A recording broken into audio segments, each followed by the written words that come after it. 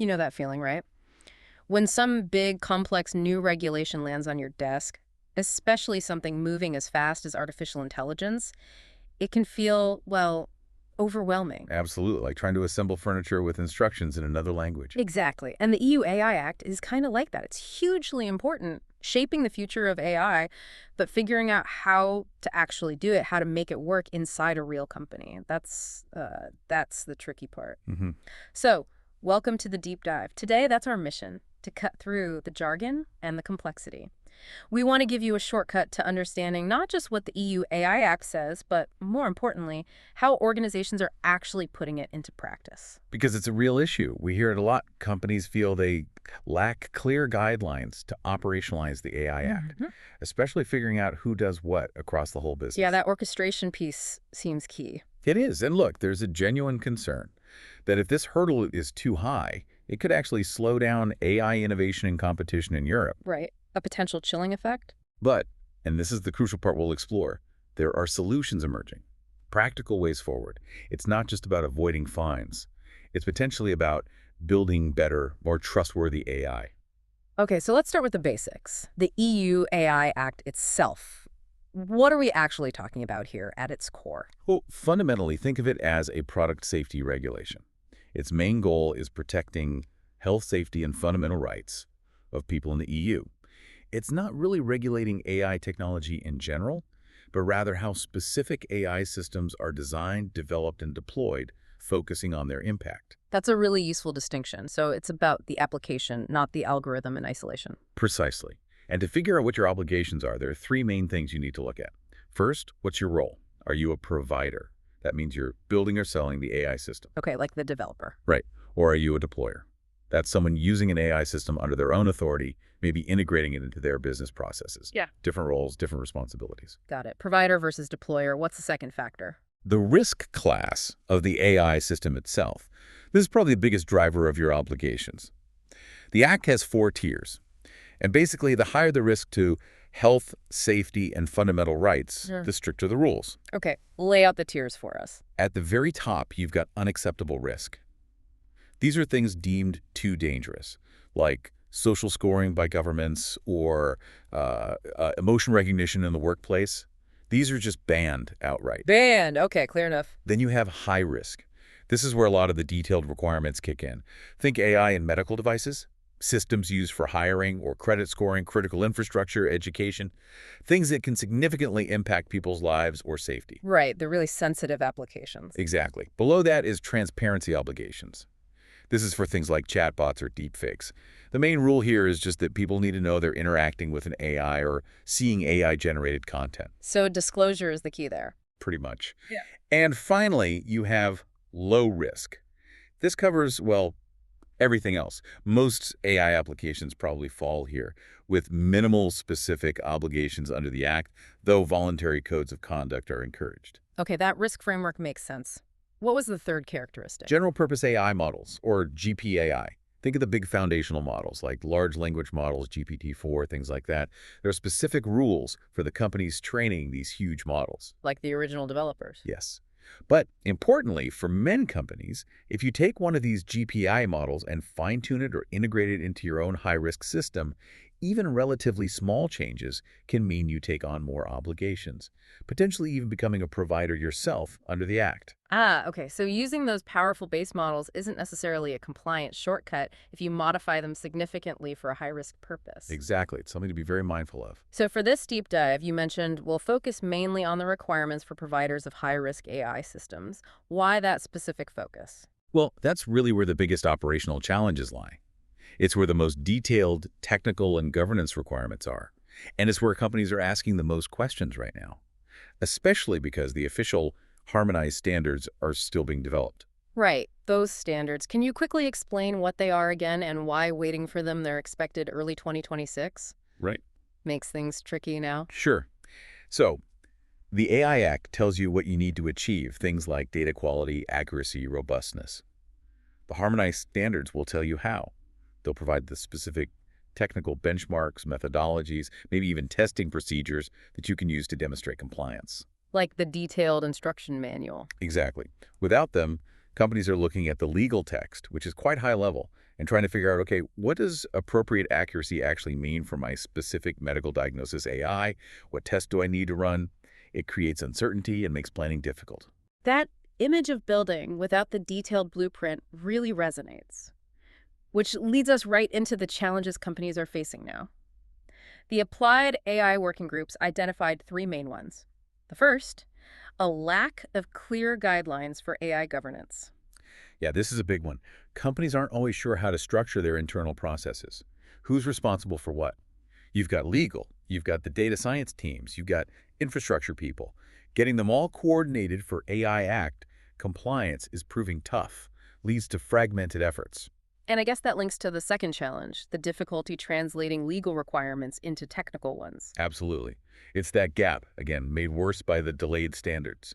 Legal teams understand the Act, technical teams understand MLOps and system design, but bridging that gap, translating fundamental rights protection into code and controls, that requires specific skills and clear communication channels, which aren't always there. And the third challenge ties it all together, uncertainty about skills and where to start. Companies are asking, who do we need and what can we actually do today? Right, there's a feeling of maybe waiting for perfect clarity. But as Araceli Alcala from Carl Zeiss Meditech said, and I think this is great advice, a best practice is to set the status quo of your current internal AI infrastructure, calculate the delta with the requirements of the AI Act, and just implement the missing pieces. And wrap process and policies around. Yeah. So start with what you have, see where the gaps are, and build from there. Don't wait for everything to be handed to you on a silver platter. Precisely. It's pragmatic. Yeah. So Applied AI tackled this head-on with two working groups collaborating with over 15 companies last year. One focused on the AI Act governance side, interpreting the law, mapping it to standards like ISO. Okay, the strategic level. And the other group focused on MLOps under the AI Act, really getting into the technical weeds of how you implement these requirements in your machine learning workflows. And what came out of that? Some really practical tools. They developed the AI Act governance pyramid, a framework we'll definitely unpack. Yeah. They also created concrete best practices for those high-risk systems, and they updated their ML skill profiles framework to show what kind of expertise is needed now. Okay, let's unpack that AI Act governance pyramid. It sounds like a really useful structure. How does it simplify things? It does. It really clarifies roles. It organizes compliance into three functional layers. Think of it like, well, a pyramid. Makes sense. What's at the top? Layer one is the orchestration layer. This is your C-suite, your AI governance board, maybe your central risk function. They're setting the overall direction, defining the policies, overseeing implementation, and reporting on it. They do the big picture stuff like inventorying all AI systems, classifying their risk levels, and identifying gaps in current processes. So strategy and oversight live there. What's the next layer down? Layer two is the integration layer. This is where your central infrastructure teams, maybe data platform owners or AI stewards, sit. Their job is crucial. They integrate legal requirements into technical infrastructure and documentation templates. They build reusable components. Ah, so they provide the tools and templates to make compliance easier for everyone else, like an enabler. Exactly. They act as an enabler and a multiplier. For instance, they might create a standard template for documenting a high-risk AI use case, or they might build specific controls or logging features directly into the MLOps tools that all of the development teams use. Okay, that sounds incredibly valuable. Making compliance scalable. What's at the base? Layer three is the execution layer. This is where the individual project teams, the business units, the AI developers actually building and deploying the systems live. They take the policies from layer one and the tools from layer two, and they operationalize compliance throughout the ML lifecycle. So they're the ones actually implementing the controls, running the tests, generating the evidence for specific AI projects. Precisely. From planning through data handling, modeling, testing, deployment, and monitoring, they execute the requirements on the ground for each AI system. And crucially, these layers aren't isolated, right? The white paper mentions cyclical interactions. Yes, that's key. It's not a top-down dictate. The execution layer provides feedback data and evidence back up the chain. Maybe a control provided by layer two isn't quite working in practice, or a policy from layer one is proving ambiguous for a specific use case. That feedback loop allows for continuous improvement. It fosters collaboration. Like Dirk Wacker from G+D said, it helps bridge the gap between legal, technical, and business teams. Exactly. It creates that shared understanding and structure. The benefits are clear. It's scalable, it's modular, you have clear responsibilities, and the governance teams get the observability they need to actually track compliance across the organization. It's an AI Act-first approach baked into operations. Okay, that pyramid structure provides a great framework. Now let's get into the nitty-gritty, operationalizing those requirements for high-risk systems. Since the official standards aren't ready, how did the working groups approach this? They took a very practical, iterative approach. They developed best practices from a practitioner perspective, essentially saying, based on our collective experience and understanding of the Act, here's how you could tackle Article X right now. And importantly, they mapped these practices to existing standards, like ISO IEs 2701 for security or others, anticipating how the future harmonized standards might align. So giving companies a solid starting point, even with some uncertainty remaining. Exactly. And to make it concrete, they used a running example. A hypothetical AI system for predicting cardiovascular disease, CVD. Imagine it's used in a hospital. A patient comes in, the AI assesses them and helps decide if they stay or go home, always with the doctor supervising, of course. But it's clearly high risk. Perfect example. So let's walk through some key articles using the CVD predictor. First up, Article 10, Data and Data Governance. What does that require? This is all about the data used to train, test, and validate the AI. It demands robust governance processes and high-quality data. For our CVD model, best practices would include documenting data sources, maybe patient data collected with consent, plus third-party hospital data used under license. And registering it all. Yes, putting it in a data catalog. Then you'd need to actively check the data quality. Is it relevant? Is it representative? For instance, checking the distribution of samples per gender to avoid bias. And finally, generating artifacts like a data quality report and data cards that document all of this. Okay, but you mentioned trade-offs earlier, like better data quality can come at the cost of privacy. How does that play out here? Well, imagine needing highly detailed patient histories for the CVD model to be accurate. That potentially sensitive data requires extra care. You might need techniques like anonymization or differential privacy. There's also the question of who's ultimately responsible for the quality of, say, that third-party hospital data, the provider who built the model, or the deployer hospital using it. These need clear agreements. Right, those lines of responsibility are critical. Okay, next, Article 12, record keeping, logging, basically. Yes, event logging. High-risk systems need logging capabilities that enable appropriate traceability. You need an audit trail to understand how the system is functioning and how it reached certain outputs, especially if something goes wrong. So for the CVD predictor. If the model misclassifies a patient, you'd want to log key information. The input data, the prediction confidence score, maybe relevant system parameters at the time. Another example, if you swap out the model algorithm entirely, that's a substantial modification.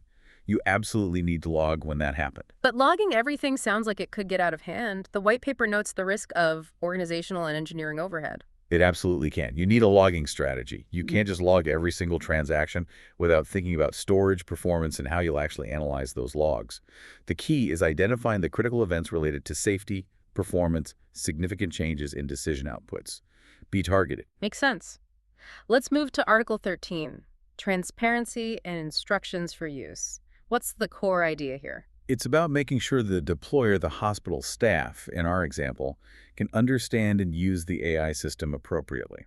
The system shall be accompanied by instructions for use that help them interpret the output. So not just using the AI, but understanding its limits. Exactly.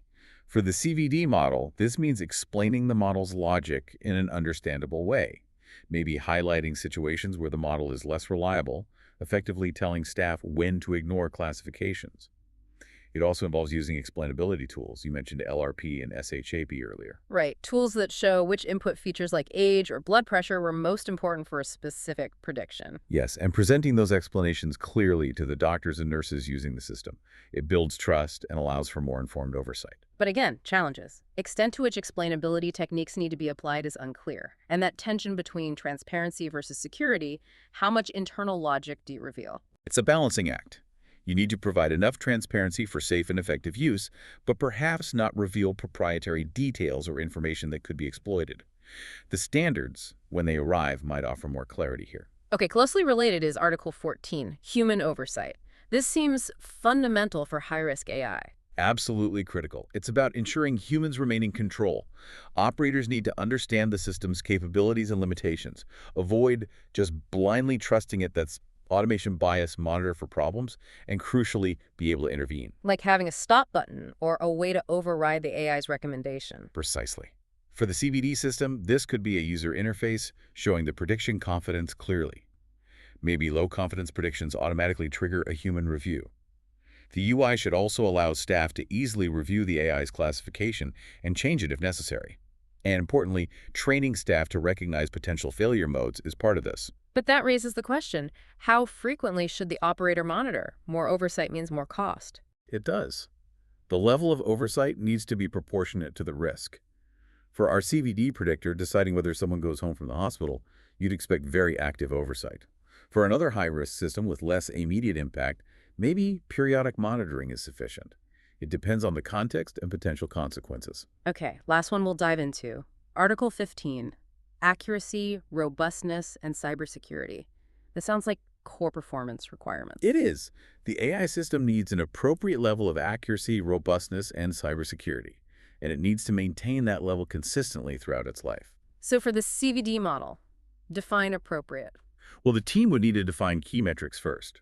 Maybe recall is most important, catching as many actual CVD cases as possible. They might set a minimum threshold with medical experts, say recall must be at least 90%. Robustness means ensuring it performs well, even with slightly noisy data, and that the training data was representative. Cybersecurity involves standard practices like role-based access control. And the trade-off here is cost versus perfection. Incremental improvements can impose significant costs. At what level should enterprises stop? Yes. Chasing that extra 0.1% of accuracy might require vastly more data or complex engineering, increasing costs significantly. You need to define what appropriate means based on the risk, regulatory expectations, and practical feasibility. It's a risk-based decision, not necessarily striving for theoretical perfection. This really highlights how interconnected all these requirements are, which brings us back to the people needed to manage all this. You mentioned the ML skill profiles framework was updated. Why are skills so central here? Because, as we've seen, operationalizing the act requires this tight coordination and collaboration across diverse stakeholders. It's not just a job for data scientists or lawyers in isolation. You need people who understand both the technical and the regulatory aspects, who can bridge those gaps. So the framework isn't just about job titles. No, it's based on functional roles needed for compliance, mapping directly to those governance pyramid layers. It identifies crucial roles like AI governance specialists, AI stewards who manage AI assets and standards, and risk managers focused on AI. But it also highlights how existing roles, developers, legal counsel, auditors, need extended skills to understand and contribute to AI Act compliance effectively. Building that cross-functional capability. Exactly. It's about creating a shared language and competency across the organization. So let's bring it all together. For listeners thinking, okay, this is a lot, where do we even start? The message seems to be, don't wait. As Sebastian Hallensleben said, there is a lot that organizations can do already today. Let's quickly recap those 7 actionable steps. Okay. 1. Identify your obligations. Map out your AI systems. Classify their risk under the Act. Know your landscape. 2. Set up governance. Define your internal process, maybe using that pyramid model. Assign roles. 3. Assess gaps. Look at your current tools and processes. Where do they fall short compared to the Act's requirements for your specific risks? 4. Streamline implementation. Build reusable components. Automate evidence gathering where possible. Make compliance efficient. 5. Execute and test. Put your policies into practice. Use tools that help technical and non-technical teams work together. 6. Upskill your workforce. Targeted AI literacy training for everyone involved, from users to developers to those new governance roles. And 7. Establish evaluation and reporting. Create that feedback loop to monitor how your governance process is working and continuously improve it. It really breaks down a daunting task into manageable steps. The core message seems to be, yes, operationalizing the EU AI Act is a big lift, but it's definitely achievable with structure, best practices, and the right skills in place. Absolutely. And as Cecilia Carbonelli from Infineon put it, these kinds of collaborative efforts and shared best practices are crucial in helping companies prepare. It's not just about ticking compliance boxes. It can be a strategic differentiator, an opportunity to build trust and create genuinely high-quality AI. So that brings us to our final thought for you, the listener. If getting compliant with the EU AI Act actually forces organizations to build better, more robust, and trustworthy AI, potentially strengthening their competitive advantage, what new frontiers might open up? What happens when companies embrace these principles not just as rules to follow, but as a proactive commitment to shaping an AI future we actually want to live in?